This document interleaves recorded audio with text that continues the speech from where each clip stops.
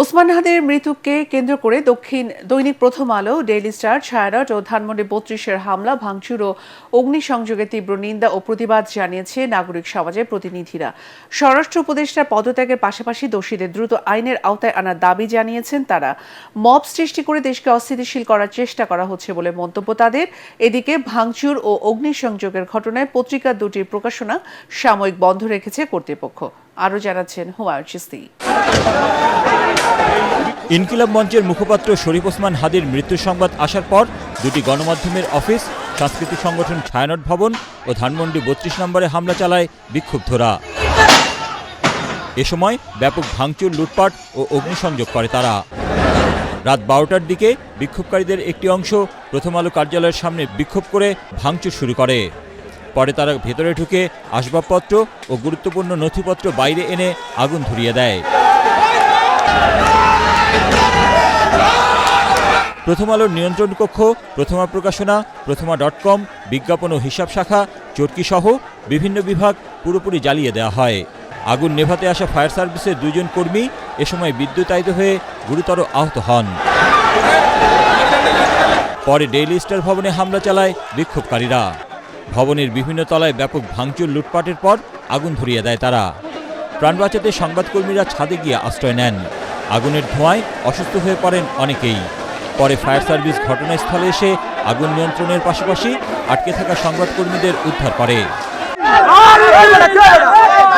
রাত ২:৩০টার দিকে daily star ভবনের সামনে গেলে হেনস্থার শিকার হন সম্পাদক পরিষদের সভাপতি ও নিউজ পত্রিকার সম্পাদক নুরুল কবির।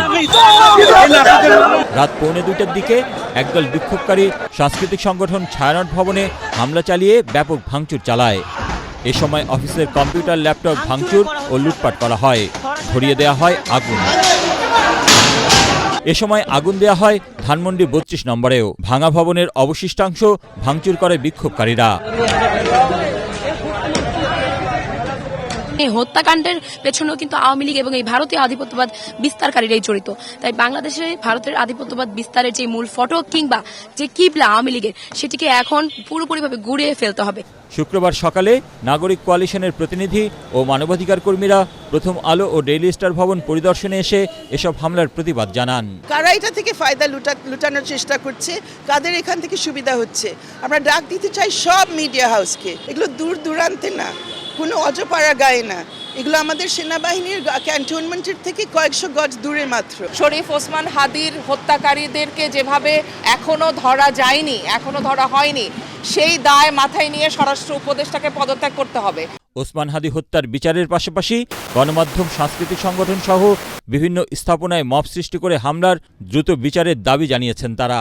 মানুষকে হত্যার আয়োজন করা হবে ক্ষুদ্র স্বার্থসিদ্ধির জন্য, সেখানে আমাদেরকে শুধু পর্যবেক্ষকের ভূমিকায় নয়, আমাদেরকেও রুখে দাঁড়াতে হবে এবং সরকারকে অবশ্যই বিচার নিশ্চিত করতে হবে এবং একই সাথে এখানে যারা আগুন দিয়েছে, যারা উস্কানি দিচ্ছে, তাদেরও বিচার নিশ্চিত করতে হবে। এদিকে বৃহস্পতিবার রাতের হামলার ঘটনায় প্রথম আলো ও ডেইলি স্টারের প্রকাশনা সাময়িকভাবে বন্ধ রয়েছে। হুমায়ুন চিশতি, এটিএন বাংলা, ঢাকা।